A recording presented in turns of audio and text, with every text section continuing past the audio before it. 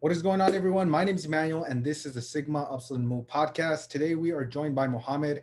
He graduated from Cal State Fullerton this past fall, 2021, as a finance and data analytics major. Some of his hobbies include going to the gym, going on hikes, and learning about different investments such as NFTs. So, with that said, I want to welcome you, Mo, to the podcast. Thank you so much for joining me. How are you doing? I'm good. Thank you for the welcome. How are you doing? I'm doing great, man. Awesome. Let's jump right into it. I know For you said sure. you transferred to Cal State Fullerton as an international student. So can you maybe talk about your past before kind of coming to Cal State Fullerton? Yeah. So I was actually born and raised in Saudi Arabia.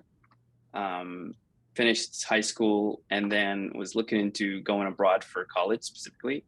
It was kind of a funny story because I never really thought that I would be coming to the U.S. specifically for college. I always wanted to come just for fun and hopefully maybe start a business, work here long term, but not really for college specifically. And funny enough, I was trying to go to Europe first.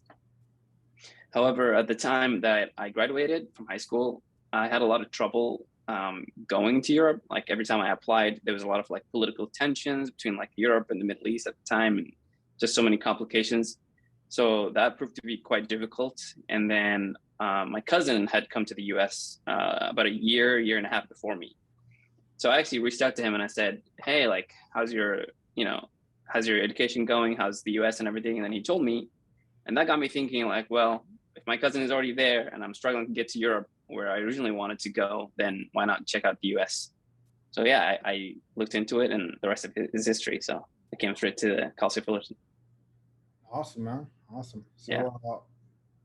So I want to kind of touch on kind of your childhood, early years. How were you as a Yeah. person? Were you always maybe were you outgoing? Were you the shy one? Were you just more on yourself to yourself? Yeah. Like, how were you as a kid? Yeah. That's an interesting question because I had like different stages growing up, Yeah. especially because I'm the oldest in my family. I'm the eldest son in my family. Mm, I have four younger siblings. My family is a family of seven. I'm the oldest of all the kids. wow. And yeah, so it's been an interesting journey. Initially, yeah, I was a very shy kind of, staying to myself kind of guy. And then as I got older, kind of the transition from being the shy guy to like a more, kind of confident person, a leader of, the siblings, if you will, kind of start to show over the years, especially because, as you get older, it's not about you anymore. It's about your younger siblings, right? And it gets more pronounced over the years. And my parents, my mom was a stay-at-home mom. She took care of us in the house and our education and everything. That was like a priority in my house, education. And my dad was working full time. Like he didn't go to school, didn't go to high school, he didn't go to any kind of school. I think he only finished elementary, if I'm not mistaken. Oh, Um, and then straight away just jumped into work from a very young age. Got married pretty young, actually. I think he got married at 20 years old, if I wow. remember that correctly. That's Yeah. yeah. So he's pretty young, and then he was just very busy trying to figure out what to do for work and stuff like that, and provide for the family and all that. And yeah, so a lot of times he wasn't there. He would work like over 80 hours a week every week. Um, so yeah, I had to kind of grow up fast and kind of adopt that father role to my siblings too as well. And me and my dad had a very interesting relationship growing up. Like I kind of didn't like him initially as I was growing up, but once I got to like high school, I think that's when I really started to like appreciate him more. Mhm. Really more so after I graduated from high school, but started in high school that I really kind of started to get along with him and stuff like that. But yeah, it's like very interesting. Like you grow up and you see things differently over the years. But yeah, that's kind of my childhood. Been for the most part kind of like the father figure in my family a lot of the time for my siblings specifically. Oh man, no, that's super interesting. I mean, you said you grew up fast, right? You had to grow up fast and Yeah, be the leader of your brothers there. Did you feel yeah, like that?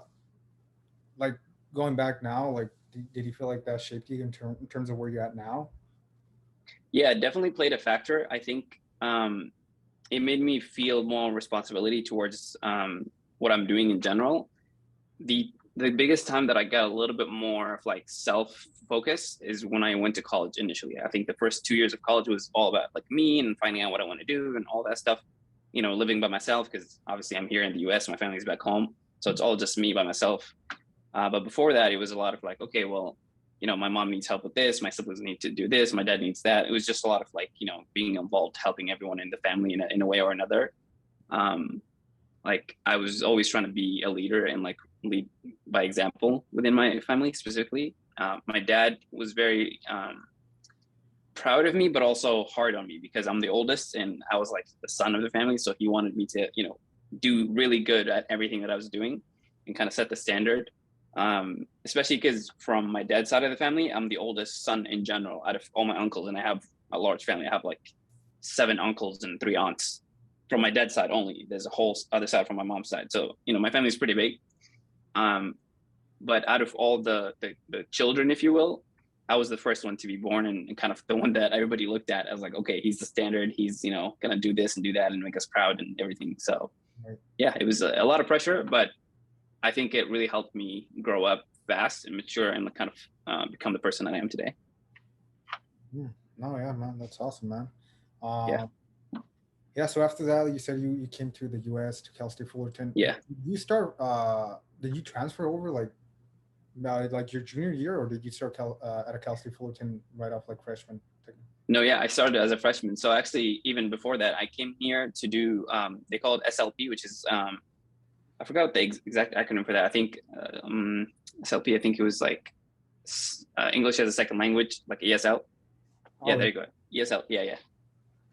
So that's what I did when I first came. And I took English for roughly about 7 months. It was like a couple months in summer and then 1 semester, like 1 fall.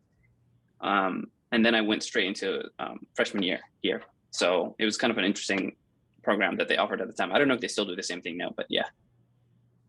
Yeah, no, that's a big move, coming all the way to the US and like leaving all your time, right? Yeah. Or did you find, was it like just very easy for you, or was it pretty hard in terms of like your first few weeks? Like because I'm assuming, because I recently moved, and I'm like 4 hours away from my family.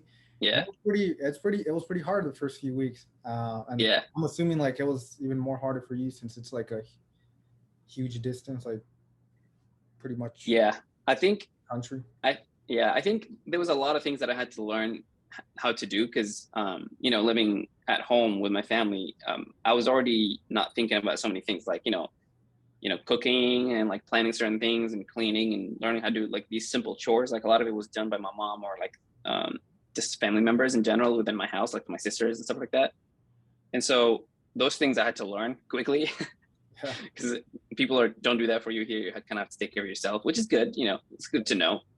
And then the other side was the culture shock. That was quite the adjustment for me because, it doesn't matter how much you see on YouTube or hear about it from people or in the movies. It's different when you live it in first person, And so that was the biggest adjustment for me. But I really tried to kind of embrace it as much as I can and just throw myself out there. So I was like joining, clubs. I was going on trips. I was talking to people. I was being as social as I can.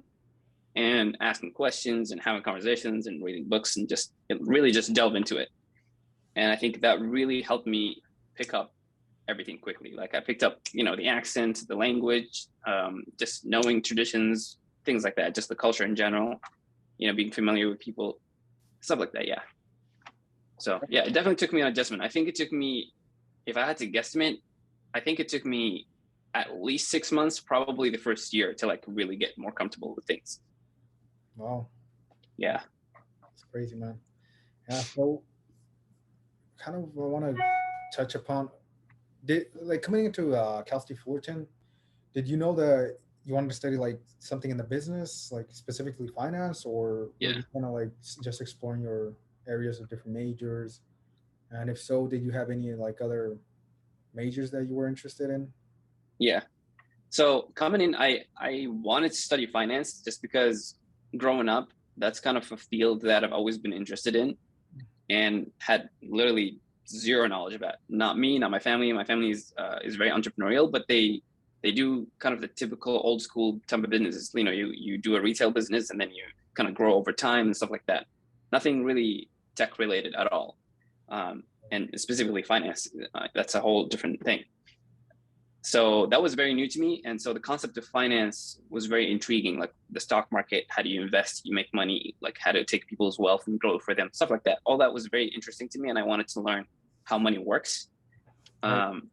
And so when I came here, I had that idea, but I was like, there's no pressure. I'm going to come into it. If I like it, I'm going to continue in it. If not, I'll change it, because you can kind of get an idea over the initial years of being in college to really decide what your major should be. But I was also really big on tech because I've always loved technology. I was really good at science, growing up in high school and stuff like that. So I was like, I think I like tech too. So I was kind of torn, but I think I went to our campus at Cal State Fullerton, and I went to the engineering building, and I really didn't like it over there. I spoke to some people and some professors, and I didn't feel like I belonged there as much as I did when I talked to people within the business school and specifically finance. So that's what I was initially going for. And initially I was doing the joint major for finance and accounting, because that's a joint major that you could do. Okay. And I was going for that initially. And then over time, I actually changed my mind and I went a whole different direction, as you mentioned earlier. And I did a second major entirely, which is data analytics. So yeah, I started with what I originally wanted and then kind of developed something else as well. Oh man, that's super interesting. So you did 2 full majors.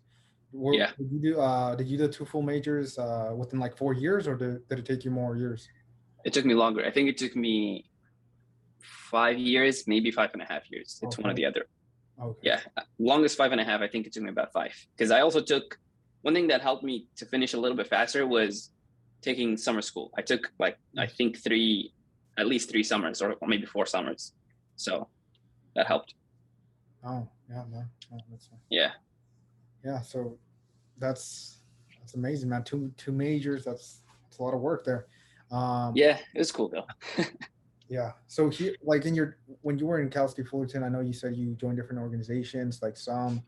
I think you were in Adventure Club as well, and what's it called? The Titan Capital Management. TCM. Yep. Yeah. So were you in any other apart from those?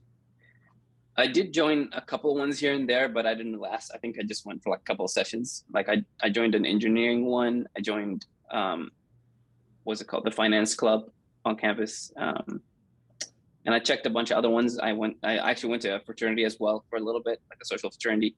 Oh, okay. Didn't like that at all. I didn't last over a week. So anything that I didn't spend more than a week on, I didn't even count because I just pretty much wasn't there. So yeah, those are the ones you mentioned are the ones that I really stuck with over the years. And how did you find the Title Capital Management and Adventure Club? Because I know some, it was good. It's more focused on business, and then of course the club is, just hiking and stuff like that.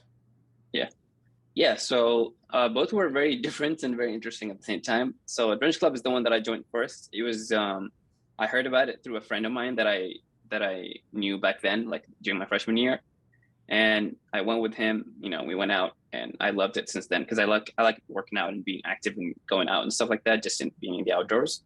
And so just the activities and also the social aspect, because at the time, remember, I was here. I had a lot of friends, but at the same time, I wanted to make more friends and just keep meeting new people and stuff like that, making connections. And Adventure Club was a huge hub for that. Like the membership every semester is pretty large. And so it was awesome to just meet new people, make new friends all the time. Oh yeah, that's another one that I did join. I joined a club that's a religious club because I'm from Saudi, so I'm Muslim. Okay. And so I joined MSA on campus. It's a Muslim Student Association. So that's another club I joined. And I met some friends from there as well, which I also then introduced to Adventure Club. So it was just a lot of like interconnectivity between the different organizations that I joined. Like I think every club or organization has had people go from one to the other. So it's kind of like the aspect of networking and sharing similar interests. Oh yeah, definitely, man. Definitely. Yeah. So I know you were president for some, right? Yeah. So the way it worked is I joined some through a friend of mine who actually I met when I first came to the US. It was literally when I was studying English at first. He was also an international student that had just come, and that's when I met him as soon as I came to the US. And then over the years, we kind of distanced ourselves from each other. I haven't seen him that much. And then in my junior year of college, he hit me up during summer before school started, and he was telling me about some and what they do and stuff like that, and how it's fun and they're doing things together during the summer, working on projects, going on trips, stuff like that. And I said, oh, that sounds interesting. Like, I'll check it out next year. And he was kind of approaching when the school year was about to start. So yeah, when the school started, I saw him tabling outside in front of Mahalo. Mm-hmm. And then, I talked to the director of pledges at the time. His name was Kai. He's currently an alumni. Okay. And later on, I learned that Kai was also in one of my classes, my finance class, actually, my first finance class. And so we became friends. And then I went to the, workshops, I went through the whole process. I loved it. I met people that I could tell were like super focused on their goals, very determined, had a lot of value to offer. Had people that could immediately become my mentors, because that's one thing I think I initially struggled with, which is finding mentors. Because I was able to find a lot of friends. I'm very social and likable, I guess, if you will, in that sense. So that wasn't hard for me to meet people, hang out, go have fun and all that stuff. But it was more so once I got more serious, which is kind of towards the end of my sophomore years, when I started getting more serious about what I want to do, my goals and stuff like that. I found it very difficult to find in-person connections that kind of share the same interests that I had. And I didn't want to join a social fraternity. That was kind of one of the reasons that I initially considered joining a social fraternity, for those kind of network connections. Right. But it just didn't feel right for me. So I left, and that didn't work out. And then when I joined some, that's when I could see I could fit in a way. Like, I saw myself there. I saw people who could be my mentors, who were more than willing to help. I think one of the things that we hold pridefully within some is that our motto is facta non verba. So it's all about, if you genuinely want to take action or are taking action and you need help, people are more than happy to help and take you in as, like a mentee.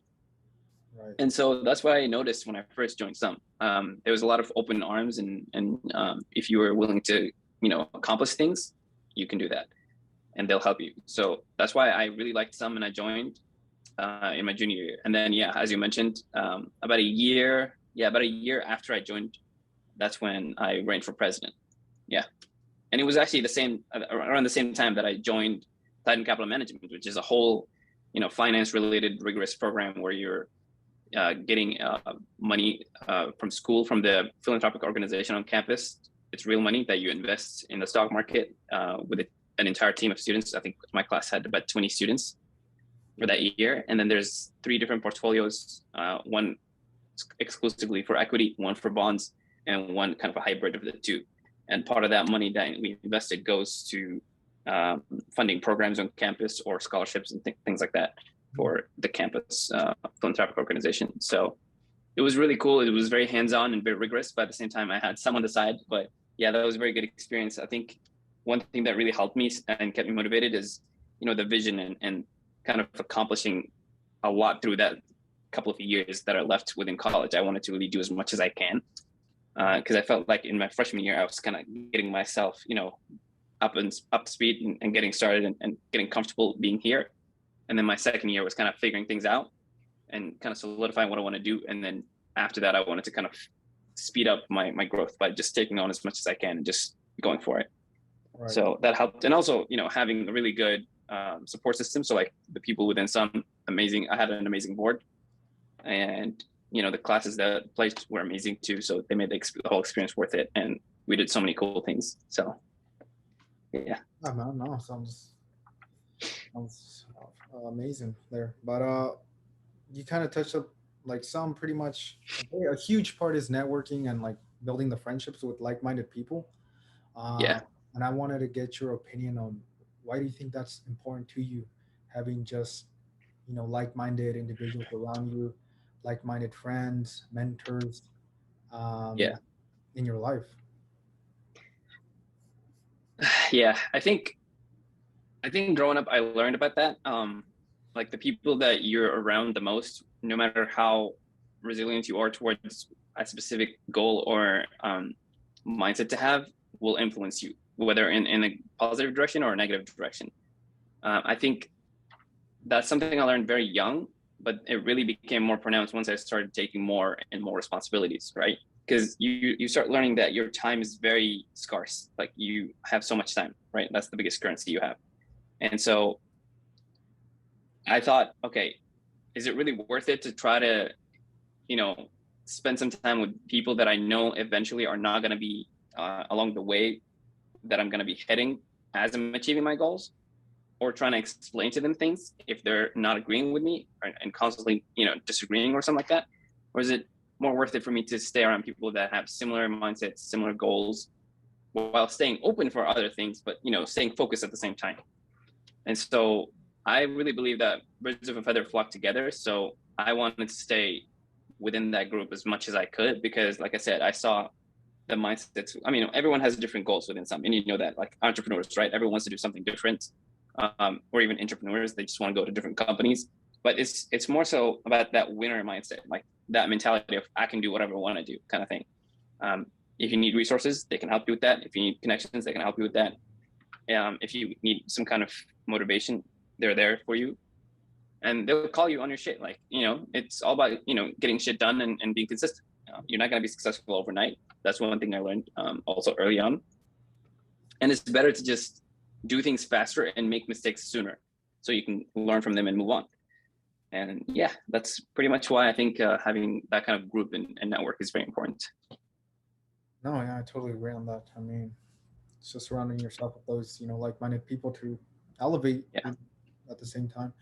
Um, Yeah. but kind of, I want to shift now towards, after college. I know you recently graduated, like I said, like we Yeah. mentioned, the last semester. So now you're, you have a job, different projects going on. You mentioned you're working with Hyperscale Media, I believe so. That's what Correct. it's called, right?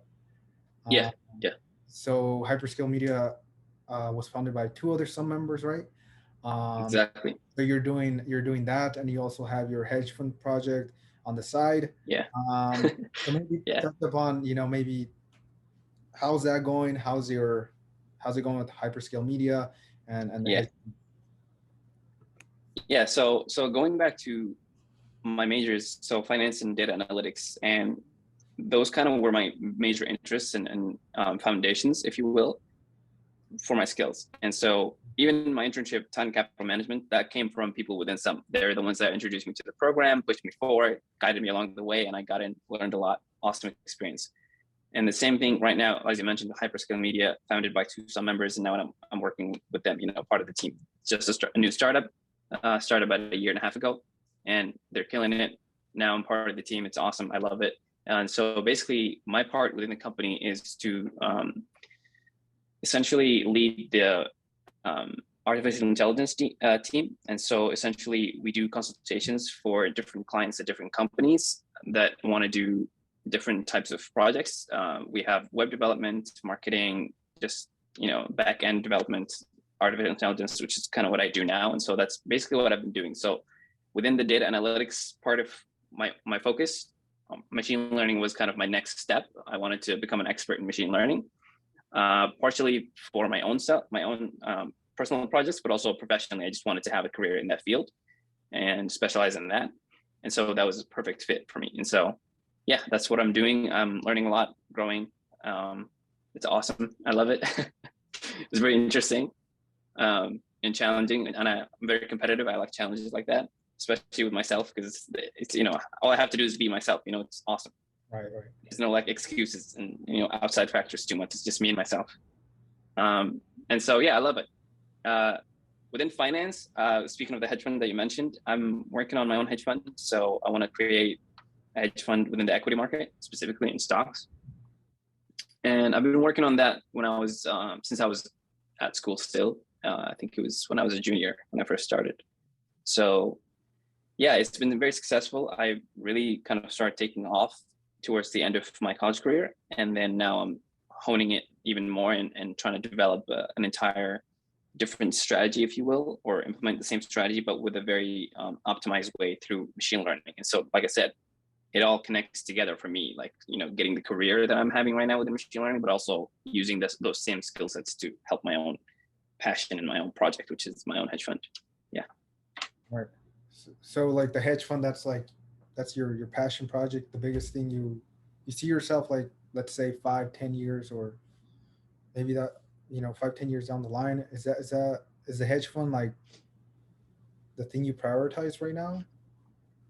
Yeah, it's a big part of what I'm working on right now. I'd say probably about 40% of my time goes there.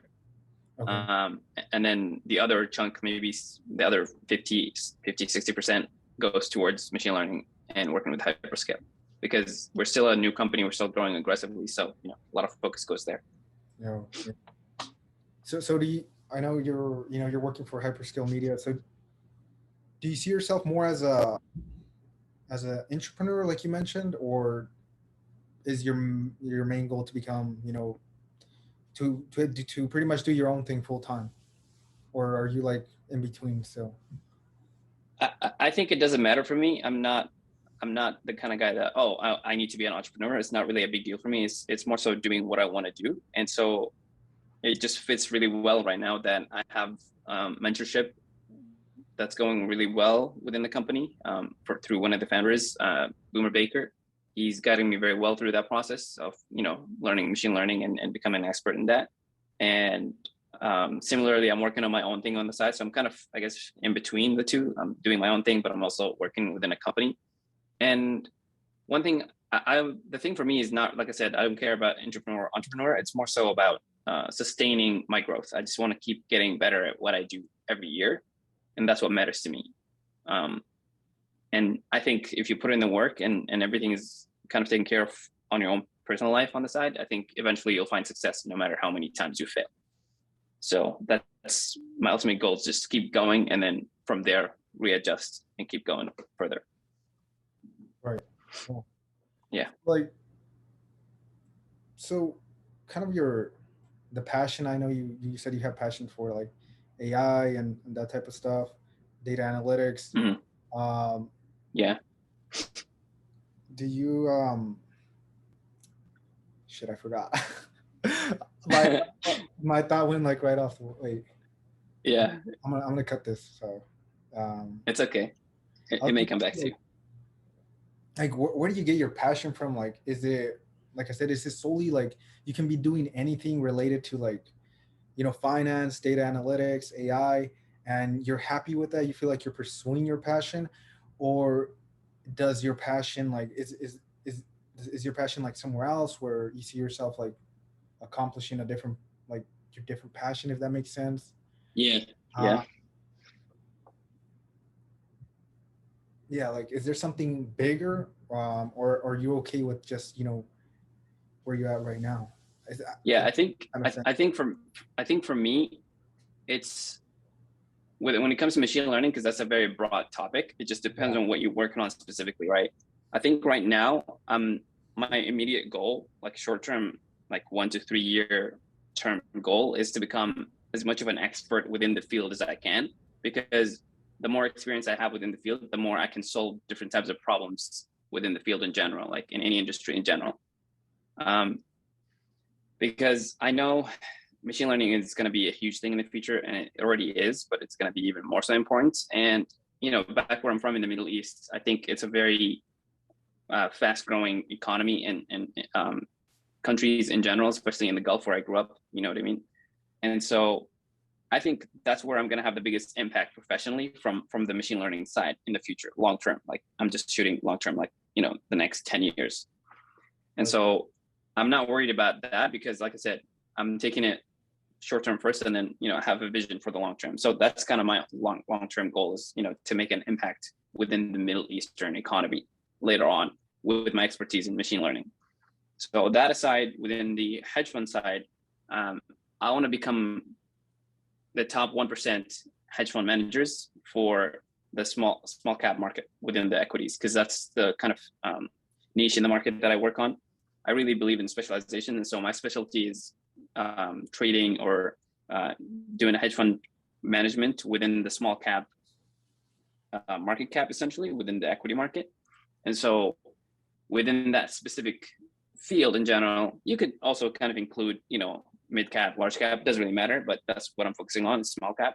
But I just want to be within the top 1% of the best hedge fund managers in that field. And so that's my personal goal professionally. And like big picture, or like personal passions, is for me, it's family. My family is my biggest passion, if you will. And so I think a lot of what I'm doing is related to my interests, if you will. And then the bigger picture, the bigger passion is, taking care of my family, make sure everything's good. Because I think for me, that's been just ingrained ever since I was young and growing up. I have my siblings, my mom, my dad. They my dad migrated from actually Yemen to Saudi. I was born in Saudi, but my parents were both born in Yemen. And so they sacrificed a lot for me and my siblings. And then just my instincts as an older brother, I want to do as good of a brother. I want to be as good of a brother as I can to my siblings. So my ultimate goal, my ultimate passion is taking care of my family. But then those kind of professional goals are more like interest related. Right. Oh yeah. Awesome. Yeah. Yeah. So you kind of a big part, like you mentioned, is family. So kind Yeah, of absolutely. like, what drives you? Perhaps it's your family, right? Or does or do you have like other big driving factors that drive you to be on this mission of accomplishing creating a hedge fund, doing all these big things, striving to become you know very successful in these fields. Uh, Yeah. Maybe name like, do you have like two or three things that really drive you? Is it money, your family, or Yeah. something else? Yeah. I'll mention just at my top two. I think number one is family for me. And then number two is excellence. I think people have different purposes and people kind of figure that out over the years but the bigger picture that encompasses all types of interest, I think, is excellence. And in whatever you do, I think you owe it to yourself to seek excellence, whatever it is that you're trying to do, whether it's making more money or it's donating your time to like help people that need help, whether it's, in the US or in countries where they need it most. Or be by becoming a doctor and like healing people. That's also a way of pursuing your interest in your passion. And so it doesn't matter what it is that you seek to be successful at. I think excellence should be the goal, no matter what it is that you're doing. And so not perfection, because I don't believe in perfection. Yeah. I think excellence should be the goal, and that's one of my personal drivers aside from family, for sure. Yeah, no, awesome, man. Yeah, I mean, that's a good point there. Excellence, not perfection, right? Yeah, Because a lot of people get stuck in like not even starting because they want to do something. exactly. They just get stuck on Yeah, that, and they never start, which is even worse. Uh, yeah, but yeah, man. Final two questions here. So I know you're very early in your career, um, mm, but let's say, what advice would you have for someone maybe in an earlier stage? Maybe they're in high school, or maybe they're a college student. Trying to get into the finance space, data analytics, AI, or maybe even just starting their own business. Do you have maybe a piece of advice that if you would you would give yeah. yourself? Yeah, I'll give you three quick ones. My first one is start as early as you can. Like you mentioned earlier, don't overthink it, don't complicate it. Make a rough outline of what you want to do and just get after it. I think the most amount of time people waste sometimes is just overthinking what they need to do or complicating it. You just need to get started. Honestly, get started. Try to be strategic with you accomplishing your goals. Use the resources you can. So use the internet. I think it's the biggest resource we have right now. um, take courses, seek mentors. That's another big one. It's like if you can find mentors or groups that are, like some, for me, some was the perfect kind of group because it got me both. It got me the community that I wanted to be around, Right. and also the mentors that I was looking for. It was two in one, and also the internet, like I said, and just get started. I think that's one thing that people tend to spend too much time dealing with is like, thinking about how to get started and all that stuff. No, just get started, honestly. And so that's number one. And then number two is use your time while you can, because you mentioned it's going to be somewhat young, either still in college or high school. I think the biggest thing you have right now is time and the lack of like important responsibilities, because as you get older, it's just the nature of life. You get more responsibilities to deal with. And so the most valuable thing for you right now is your time. That's your resource. So use it wisely, Right. make it effective. So Yeah. So you're more on the it's better to start early than wait, right? yeah, Yeah. definitely. Yeah. There's some people that say, yeah, just wait, enjoy your time while you're young, and you can do it. You can do it later. Um, but I feel like that's kind of wrong because I mean, the earlier you start, the better. And it's, yeah, I mean, Yeah, I think it's, I agree with you. I think you just want to start as early as you can. I mean, our world is different, like we live much longer than historical periods in time. And so I think the earlier you start, the sooner you can get to your goals. And then you could, for the rest of your life, decide what you want to do later. That's yeah. how it should be, not now. And then you deal with the consequences later. I think it should be from now when you take action. Oh yeah, definitely, definitely. Yeah. So this is the final question, man. Um, Let's do it. so what do you want to be remembered as? So when you're on your deathbed, what have you want to left the world, and want people to remember Mo as? Yeah, that's a good question. Very deep, but I like it. Yeah. I think, what do I want people to remember me as? I think I would like people to remember me on a positive note, no matter what that is, because I think you you have a different impact for different people in your life depending on what stage in life you're in and what you can offer them in a sense. Because a lot of people, I mean, yeah. So that's what I will say. I want to leave a positive impact for people. When they remember me, they always smile and think of something positive that happened between me and them. Oh yeah. Awesome. Yeah, just spreading positivity, impacting people in this world. I think that's super Yeah, important as well. yeah, and it's, it can be from something simple like we had a joke and a laugh to something more substantial like, oh, this man saved my life, or Yeah. donated for a surgery that I had, or whatever it is. Like, I don't really care. I think it's doing what you can for different people at different stages in your life. So Oh yeah, man. That's super, super amazing there. But yeah, that was pretty much it, man. Thank you, Mo, once again for coming on the podcast. Um, yeah, thanks, and I'll talk to you no later. problem. All right, peace. Have a good one.